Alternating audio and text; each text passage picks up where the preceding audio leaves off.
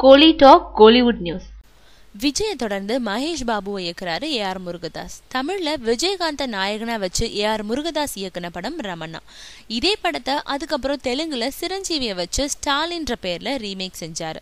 அந்த படமும் super hit ஆச்சு. இருந்தாலும் அதுக்கப்புறம் ஹிந்திக்கு போய் அதே படத்தை ரீமேக் செஞ்ச முருகதாஸ்க்கு தெலுங்குல படம் டைரக்ட் செய்யும் சூழ்நிலை அமையவே இல்லை.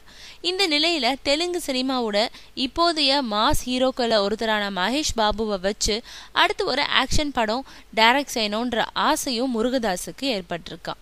இப்போ விஜய வச்சு தீரன் படத்தை விறுவிறுப்பா இயக்கிட்டு வரும் அவரு இந்த படத்தை முடிச்சதும் தெலுங்கு படத்தை தொடங்க திட்டமிட்டு இருக்காரு. ஆனா இந்த படமும் ரமணா ரீமேக் மாதிரி தமிழ்ல ஏற்கனவே அவர் இயக்குன படங்களோட ரீமேக்கா இல்லனா மகேஷ் பாபுக்காக தனி கதை ரெடி பண்றாரான்றது பத்தின முடிவுகள் இன்னும் எடுக்கப்படலையா. விஜய் இயக்கும் படம் வெளியான அப்புறம் தான் அது பத்தி முடிவெடுக்க இருக்காராம் முருகதாஸ்.